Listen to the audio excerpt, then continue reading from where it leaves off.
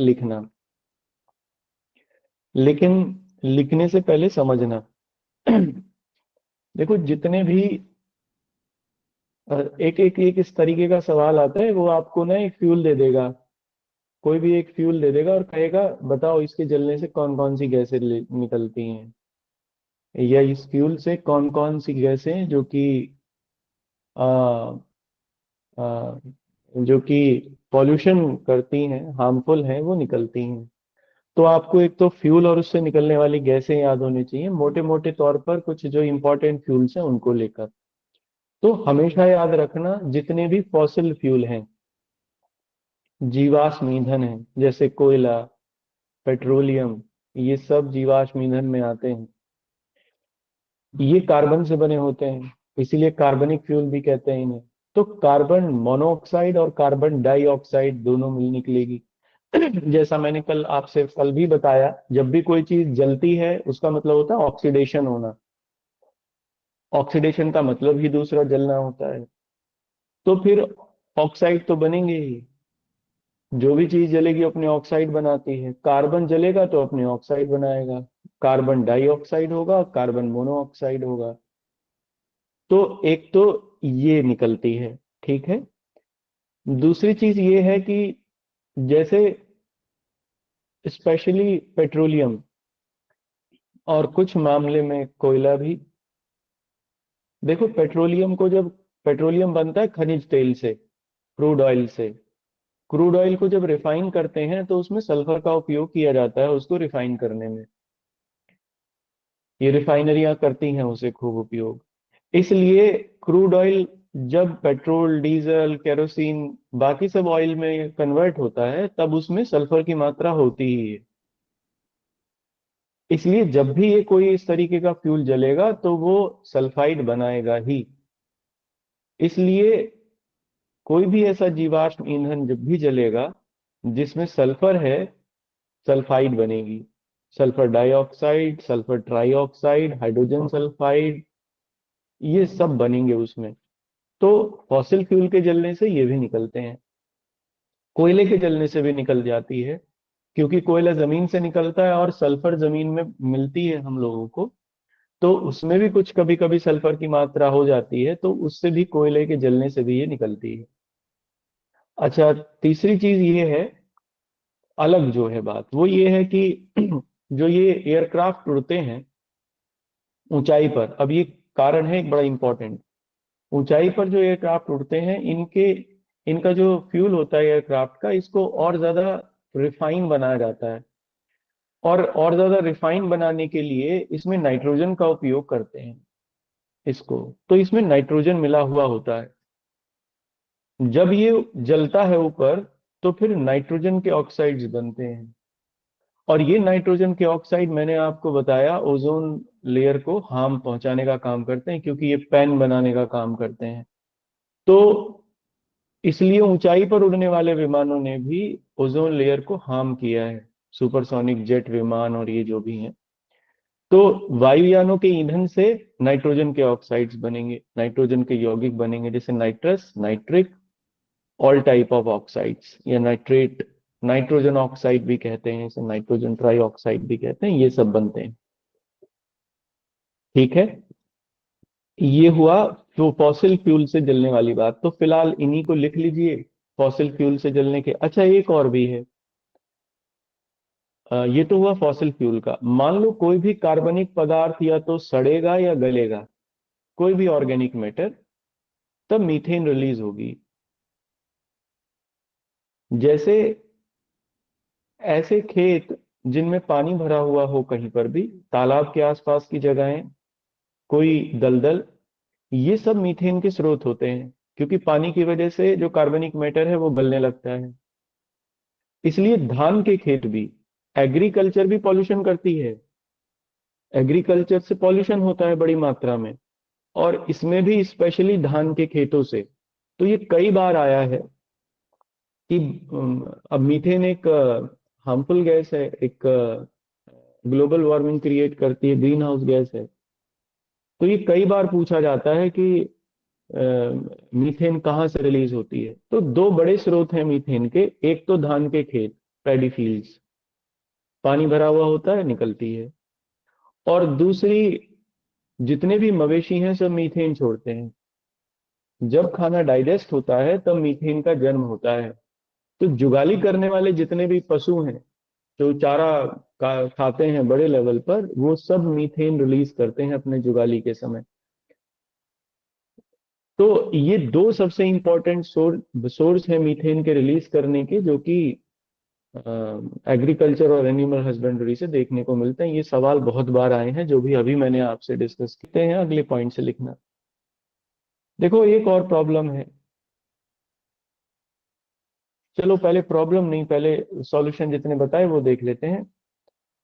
अगले पॉइंट से लिखना। ऊंचाई पर उड़ने वाले वायुयानों ऊंचाई पर उड़ने वाले वायुयानों में ईंधन के दहन से नाइट्रोजन के यौगिक भी बनते हैं। नाइट्रोजन के यौगिक भी बनते हैं।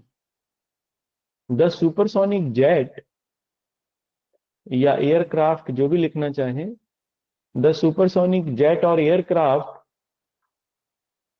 Release release the oxides of nitrogen the oxides of nitrogen when they burn fuel when they burn fuel। ठीक है, जैसे एग्जांपल लिख लीजिए। नाइट्रस ऑक्साइड नाइट्रस ऑक्साइड ये होता है N2O। N2O होगा। नाइट्रिक ऑक्साइड इसे NO कहते हैं। NO अमूमन ये यूज करते हैं, NO नाइट्रिक ऑक्साइड वायुयानों में कंब्यूशन को बढ़ाने के लिए। बहुत तेजी से जलता है, फिर फ्यूल पावर से जलता है, बूस्ट आ जाता है इंजन में। तो NO का यूज करते हैं, मेन कंपाउंड है ये, नाइट्रिक ऑक्साइड कहते हैं। नेक्स्ट लिखिए, nitrogen trioxide nitrogen trioxide NO3, ये एक और कंपाउंड है जो बनता है। ठीक है, अब ये सारे मिलकर पैन बनाएंगे। जितने भी ये नाइट्रेट जब भी निकलेगी, या नाइट्रोजन डाइऑक्साइड हो, ट्राईऑक्साइड हो, जब भी होगा ये पैन बनाएगा, पैरासिटिल नाइट्रेट बनाएगा। और पैरासिटिल नाइट्रेट ओजोन को हार्म करती है। ऑक्सीजन को ओजोन में तोड़ती है, ओजोन को ऑक्सीजन में बदल देती है, ऑक्सीजन ओजोन में बदलती रहती है। इस तरीके से ये एक हार्मफुल रिएक्शन क्रिएट कर देती है ऊपर, इसलिए ये हार्मफुल है। ऊपर वाले में भी हार्मफुल है, नीचे वाले में भी हार्मफुल। चलिए अब नेक्स्ट देखते हैं। एक और जो मैं पॉइंट आपको बताना था वो रह गया था। देखो, कभी भी जितना भी ये फ्यूल हम लोग जलाते हैं कंब्यूशन चैम्बर्स में गाड़ियों के, ये पूरा नहीं जलता। 80% 90% तक ही जल पाता है, और बाकी जो है वो अधूरा रहता है। 80% 90% तो आज के मॉडर्न इंजन जला पाते हैं, जिनमें टर्बो वगैरह लगा रहता है। बाकी के जो नॉर्मल इंजन है वो इतना भी नहीं जला पाते, जिसकी वजह से धुआं निकलता है। ये जो धुआं आप देखते हो, that is imperfect burn of fuel. अगर परफेक्ट बर्निंग हो फ्यूल की तो ये धुआं ना निकले, इम्परफेक्ट होती है ये। इसमें दो चीजें होती हैं अपूर्ण दोहन से किसी के भी। एक तो हाइड्रोकार्बन इसमें मिक्स रहते हैं, और ये हाइड्रोकार्बन धुएं में, मतलब हाइड्रोकार्बन माने ये फॉसिल फ्यूल ही मिक्स रहता है इसमें। ये लिक्विड फॉर्म में होता है, और इसीलिए लिक्विड पार्टिकुलेट मैटर का जन्म होता है, जो कि हार्मफुल है। यही स्मोक को जन्म देता है आगे चलकर। स्मोक स्मोक में बदल जाता है। जैसे आज ये कोहरा पड़ रहा है बहुत ज्यादा, ये स्मोक को जन्म देगा, काले धुएं को जन्म देगा, काले कोहरे को जन्म देगा। काला कोहरा भी कहते हैं इसे, ब्लैक फॉग भी कहते हैं इसे, जो कि मच हार्मफुल है और आजकल बड़े शहरों की समस्या भी है। कैसे बनता है ये? धुएं से बनता है। धुआं कहाँ से आता है? Imperfect burning of fossil fuel. अगर फॉसिल फ्यूल पूरा जले तो धुआं ना हो। इसीलिए आप देखो, जिन गाड़ियों के इंजन में कोई प्रॉब्लम हो जाती है वो बहुत ज्यादा धुआं देने लगती हैं। यही पहचान है इंजन खराब होने की। तो आप लिखना इसमें। ठीक। नेक्स्ट लिखना अगले पॉइंट से। देखो, धान के खेतों में लिखना इसमें, धान के खेतों, ये दोनों पूछे गए हैं। धान के खेतों तथा मवेशियों, तथा मवेशी ऐसा लिखना, तथा मवेशी मीथेन गैस उत्सर्जित करते हैं। तथा मवेशी मीथेन गैस उत्सर्जित करते हैं। अगले पॉइंट से लिखना, नेक्स्ट पॉइंट से लिखना। देखो, एक और टाइप का पॉल्यूशन है जो गैसीय पॉल्यूशन ही है। जब हम कपड़ों पर ब्लीचिंग करते हैं तो उस ब्लीचिंग करने में क्लोरीन रिलीज होती है। आप देखना कभी ब्लीच यूज करके कपड़ों पे, तो वो एक अजीब सी स्मेल आएगी आपको, that would be of chlorine. तो क्लोरीन भी हानिकारक होती है। क्लोरीन ओजोन लेयर के लिए हार्मफुल है। और ये करती क्या है? तो देखो, क्लोरीन की मदद से जो बादल हैं, ऊपरी अपर एटमॉस्फेयर में, ध्यान से सुनना इस बात को, ये हवा में घुल जाती है। हवा में घुल के जो अपर एटमॉस्फेयर में जो बादल होते हैं, क्लाउड्स होते हैं, उनमें मिल जाती है। ये बादलों को पतला करने का काम करती है। और बादल क्या है, पतले होंगे और ऊंचाई पे चले जाएंगे, तो बादल जो स्ट्रेटोस्फियर है वहां तक पहुंच जाते हैं। स्ट्रेटोस्फियर तक बादलों का निर्माण होने लगता है क्लोरीन की वजह से। स्ट्रेटोस्फियर में ओजोन लेयर है। अब बादल जहां पहुंचेंगे वहां क्या करेंगे? वो रेडिएशन को एब्जॉर्ब करेंगे, क्योंकि वाटर वेपर का काम ही है रेडिएशन को एब्जॉर्ब करने का। इसलिए अपर एटमॉस्फेयर वार्म होने लगता है। ओजोन लेयर भी गर्म होने लगती है, बहुत ज्यादा पतली पड़ जाती है इसलिए। तो ओजोन लेयर थिनिंग में ये एक इंपॉर्टेंट रोल प्ले करती है क्लोरीन। ठीक है ना? इसीलिए क्लोरोफ्लोरोकार्बन जितने भी हैं, फ्लोरीन और क्लोरीन के कार्बन जितने भी हैं, अभी आगे हम लोग देखेंगे रेफ्रिजरेशन में इनका यूज करते हैं क्लोरोफ्लोरोकार्बन्स का। ठीक है ना? इनको बैन कर दिया है सरकार ने। एरोसोल कैन जो आप यूज करते हो परफ्यूम और डिओड्रेंट वगैरह में, इसमें भी जो गैस होती है ये क्लोरीन होती है इसमें। तो अभी इनमें भी क्लोरीन गैस बंद है, किसी और गैस का यूज करते हैं शायद ये।